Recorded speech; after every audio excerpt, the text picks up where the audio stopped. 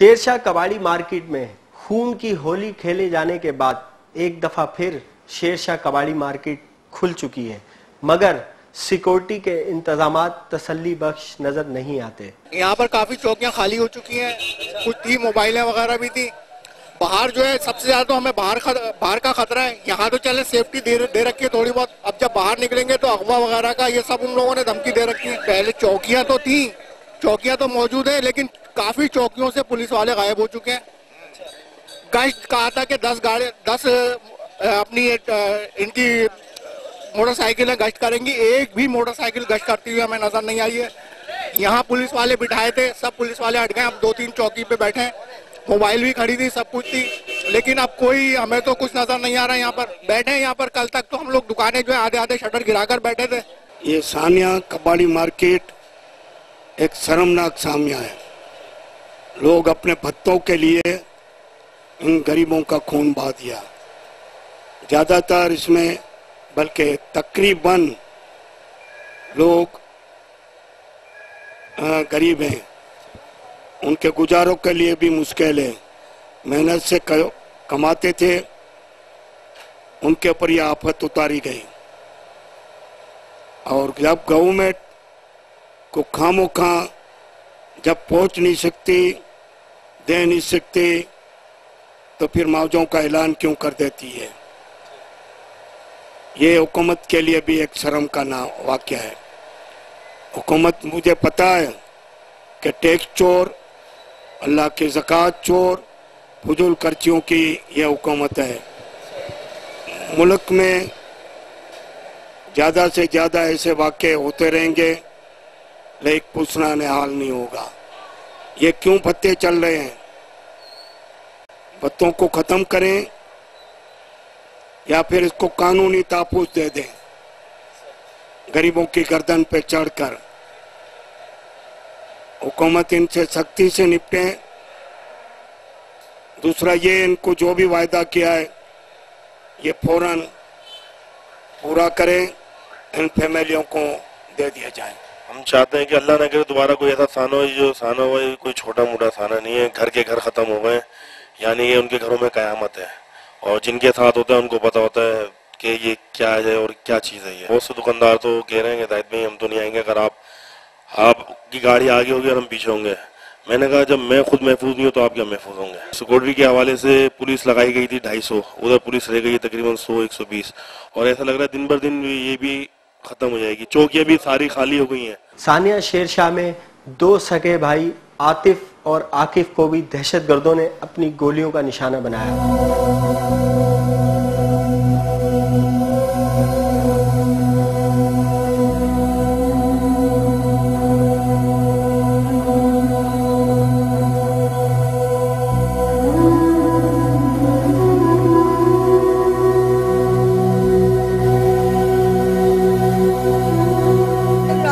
जा रही थी तो मेरे शोहर ने अपने छोटे भाई से फोन किया कि आसिफ की गोली लगी।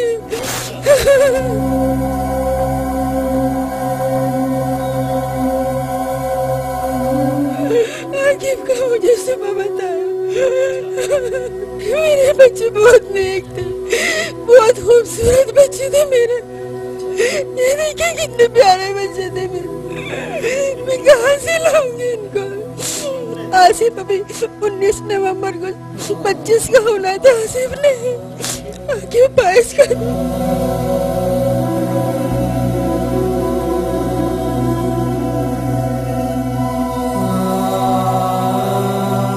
खाने की जगह देखती हूँ खाली होती है, बिस्तर देखती हूँ खाली होता है। देखिए कितने प्यारे बच्चे मेरे दोनों। ये सईद हमारा, सईद को पैरों पे खड़ा कर सकते हैं आप? नहीं कर सकते। वो सईद मेरा देवर है। इसको भी गोलियां मारी, इसके टांग की गोली निकल गई, लेकिन जो एक गोली इसके बाजू पे लगी ना, उसने इसके फेफड़ों को भी खराब किया और उसके रीढ़ की हड्डी में जाकर बसी। आगा खान, तब डॉक्टरों ने ये कहा है कि ये उम्र भर ऐसी रहेंगे। जिसके बाप के 2 जवान बच्चे जाएंगे, वो तो बाप खुद हार्ट का मरीज है। किस तरीके से वो अपने आप को लेके चल रहा है। उसका भाई अस्पताल में पड़ा हुआ है, किस तरीके से पड़ा हुआ है। कोई नहीं है सरेआम। मेरी तो ये है कि सरेआम उनको पकड़ के फांसी दी जाए और ऐसी फांसी जाए लोगों को इबरत हासिल हो के मुसलमान का खून कैसे जाया कर रहा है। हम मुसलमान मुल्क में रह के ये हासिल करते हैं, दूसरे मुल्क में देखे किस तरीके से हो रहा है ये। इस तरीके से थोड़ी होता है कि मुसलमान को काट रहे, कोई खून कोई वही नहीं है कि मुसलमान क्या, अल्लाह ताला ने हमें किस लिए बनाया कि मुसलमान का खून जाया करने के लिए।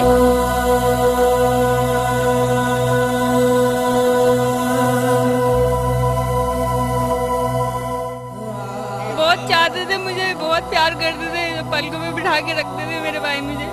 मेरी हर ख्वाहिश पूरी करी उन्होंने। हमेशा जो दुकान से आते थे मेरे पास ही बैठते थे, मुझसे बातें करते थे।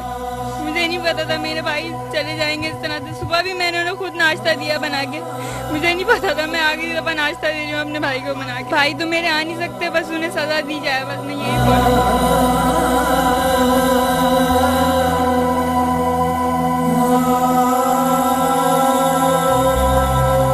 जो कुछ हो रहा था वो तो हुआ सो हुआ। आप सबकी के सामने इल्म है जितना भी कुछ हो रहा था। ये मैं सोचा इतना बड़ा हादसा है कि इसको हम जब तक हम जिंदा हैं या हमारी ये भावाजी जिंदा है, हमारी बहनें जिंदा है, तो इसको भूल ही नहीं सकते। अब जो लोग अल्लाह की राह में मारे जाते हैं उन्हें शहीद कहते हैं, उन्हें मुर्दा नहीं कहते, और हम इन्हें रिस्क अता करते हैं। बस तुम्हें उनकी ज़िंदगी का शऊर नहीं है। बात यह कि वो लोग चले गए हैं और मेरी तो अल्लाह ताला से यही दुआ है कि अल्लाह ताला उनकी जो खबर है उन पर अपनी रहमतों का नज़ूर फरमा परवरदिगार आलम, और हमारी जो बुजुर्ग हैं, हमारी माएँ बहनें, अल्लाह ताला इनको सब्र अता फरमा परवरदिगार आलम, और इंशाअल्लाह वो शफाअत के बाइस बनेंगे हमारे सलाम भाई के लिए, हमारी भावाज के लिए, इन सबके लिए ये शफाअत कराएंगे इंशाअल्लाह। वो इतने फूल जैसे बच्चे थे, इतने मासूम बच्चे थे वो। मेरा अल्लाह शायद है कि मैं बयान ही नहीं कर सकता, वो अल्फाज मेरे पास नहीं कि मैं उन बच्चों को किस तरह से, मैं किसकी मिसाल दूँ कि मैं उनको उनके बारे में आपको बताऊँ कि वो इतने प्यारे बच्चे थे। सिर्फ उनका जो रोटेशन था उनका, सुबह वो उठते थे, सुबह नहाए धोए, अपने कपड़े चेंज किए उन्होंने, और बेचारे वो अपने वालिद बुजुर्ग जो हमारे बड़े भाई सलाम भाई है, उनकी इतनी हालत ख़राब है कि वो तकरीबन जब से हमारी दुकानों को आग लगाई गई है उसके बाद से हम किस तरह से इस्टेब्लिश हुए हमारा अल्लाह जानता है। जो कुछ भी था हमने बेच के तेज के कुछ करके हमने दुकानों को दोबारा खड़ा किया, उधार सुधार लेके माल दुकानों पर डलवाया, सब कुछ किया। उस वक्त भी हमारे को हुकूमत ने किसी किस्म की कोई इमदाद नहीं दी। हमने ये कहा कि चाहिए अल्लाह की तरफ से हुई थी, ये अल्लाह ने सब कुछ किया, कोई बात नहीं। हमने उस टाइम किसी से कोई इमदाद की ना हमने डिमांड की, ना हमारी कोई रिक्वायरमेंट थी।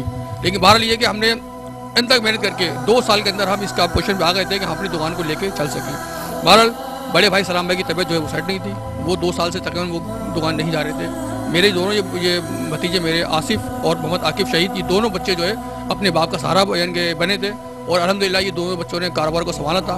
अभी वो इस्टेब्लिश कर रहे थे उस कारोबार को लेकर चल रहे थे कि जगह 19 अक्टूबर की शाम 5:20 पर जिस तरह से दरिंदा सिर्फ कातिलों ने उन पर खून की होली खेली है, उसकी बदतरीन मिसाल मैं समझता हूँ शायद नहीं मिलती।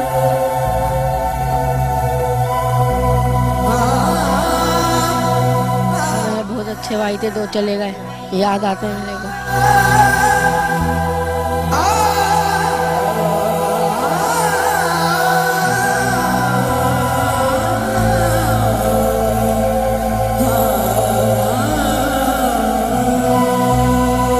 इस कड़े वक्त में हुकूमत की जिम्मेदारी है कि मकतूलीन के लवाहिकीन की फौरी तौर पर माली मदद की जाए, और कानून नाफिज करने वाले इदारों का ये फर्ज है कि इन दरिंदा सिर्फ दहशतगर्दों को गिरफ्तार किया जाए।